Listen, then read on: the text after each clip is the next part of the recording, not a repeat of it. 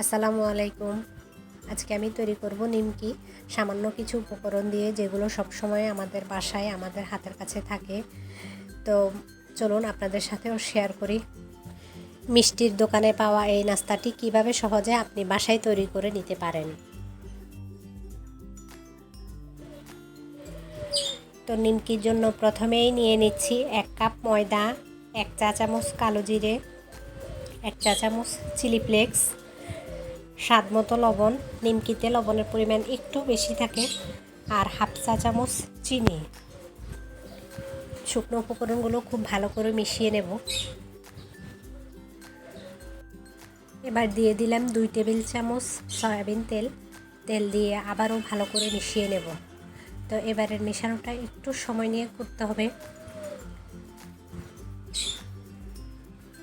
মেশানোর পর যদি এভাবে মোট হয় তাহলে বুঝতে পারবেন যে আপনাদের তেলের পরিমাণটা ঠিক আছে। এবার অল্প অল্প করে পানি মিশিয়ে আমি একটা ডো তৈরি করে নেব। তো পানিটা হচ্ছে নর্মাল স্বাভাবিক তাপমাত্রার পানি, আর ডোটা একটু টাইট একটা ডো হবে। তো আপনারা দেখেই বুঝতে পারছেন যে ডোটা কতটা টাইট হয়েছে। একটু সময় নিয়ে করতে হবে। তো আমি এটাকে রেস্টে রেখে দেব 10 মিনিটের জন্য। 10 মিনিট পর দেখেন আমার ডোটা কতটা সফট হয়েছে। এবার এটাকে আমি ভাগ করে নিয়ে রুটি বেলে নেব। তো রুটি বেলার জন্য আমি এখানে কোনো ময়দা ব্যবহার করছি না। দেখেন এরকম পাতলা একটা রুটি করব। তো এর মধ্যে সামান্য তেল দিয়েছি। এবার একটু ময়দা ছিটিয়ে দিচ্ছি।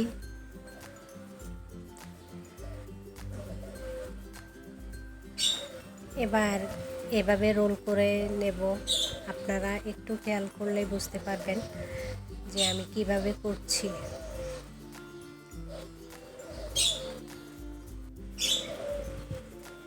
ছুরি দিয়ে এভাবে কেটে নিচ্ছি।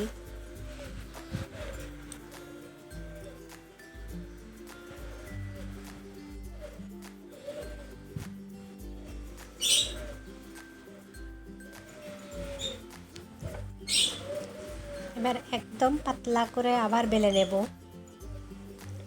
বেলে নিয়ে এভাবে নিমকি শেপ করে নিচ্ছি।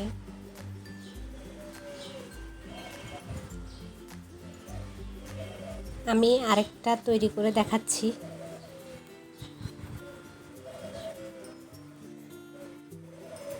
আমি এখানে একটু পানি লাগিয়ে নিলাম যাতে খুলে না যায়। আপনারা চাইলে এটা স্কিপ করতে পারেন।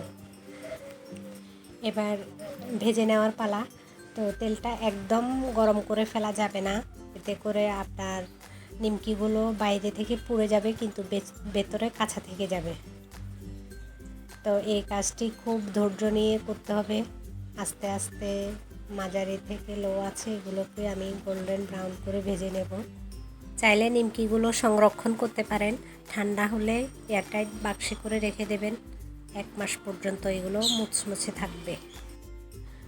তো আশা করি আজকের রেসিপি আপনাদের কাছে ভালো লেগেছে। তো যদি ভালো লেগে থাকে তাহলে লাইক, কমেন্ট, শেয়ার করে পাশে থাকবেন। আর যদি নতুন হয়ে থাকেন চ্যানেলটি সাবস্ক্রাইব করবেন।